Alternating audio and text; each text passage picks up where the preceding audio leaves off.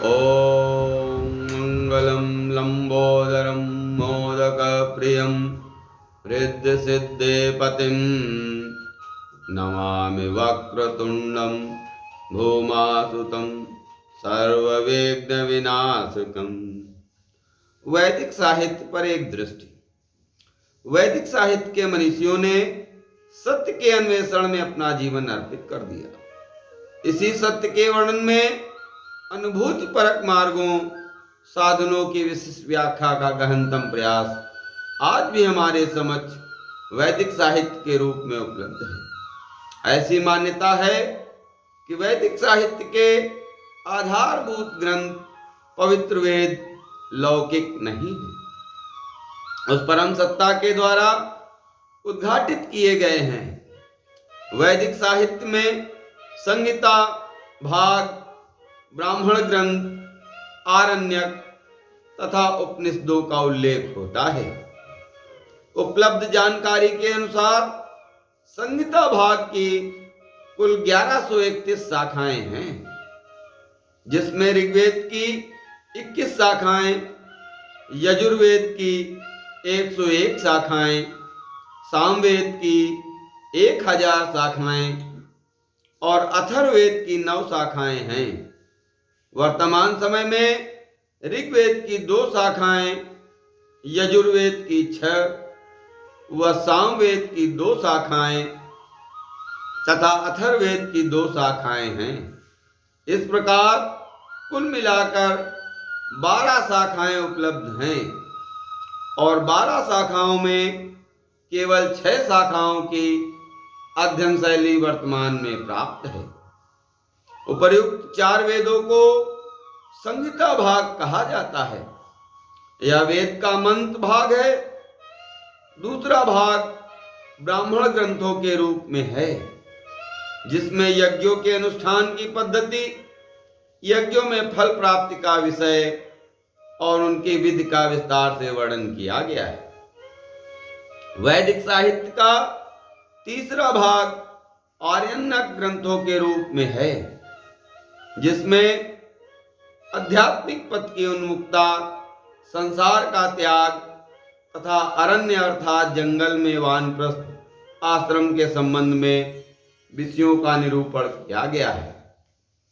विशेष रूप से वानप्रस्थ आश्रम में किस प्रकार मनुष्य को रहना चाहिए, इसका वर्णन आरण्यक ग्रंथों में विस्तार से हुआ है।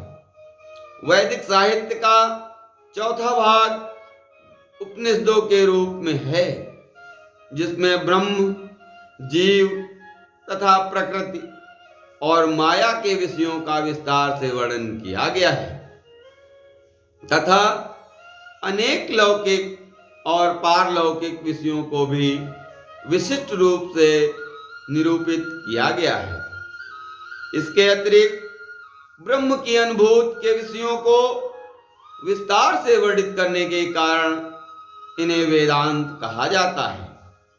उपनिषद ही वेदांत के सर्वाधिक प्राचीनतम ग्रंथ हैं।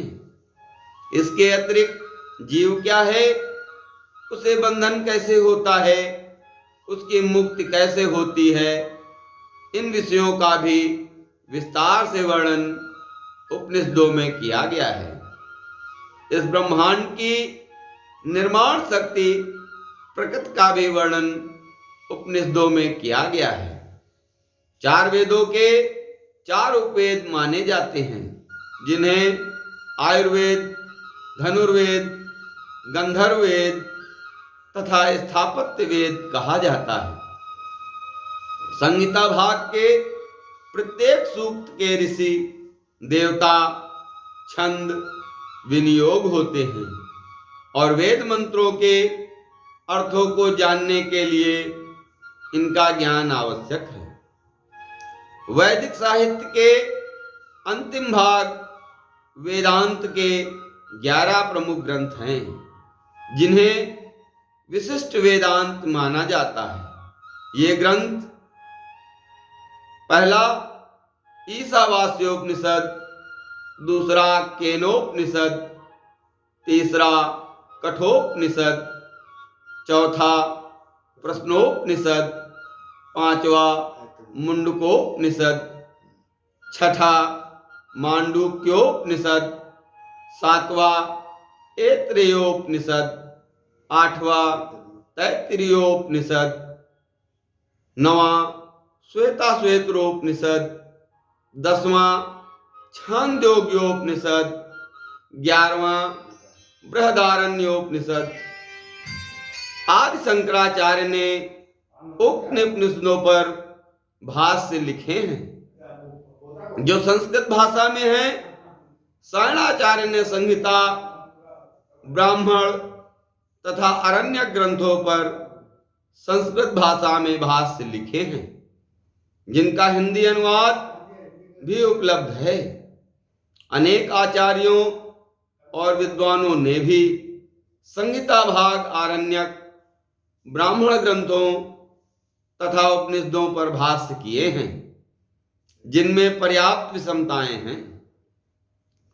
वर्तमान समय में हमारे पास जो भी वैदिक साहित्य उपलब्ध है उसमें कुल 1 लाख मंत्र हैं, जिसमें 80,000 मंत्र कर्म संबंधी हैं, 16,000 उपासना संबंधी हैं और 4,000 मंत्र ज्ञान संबंधी हैं।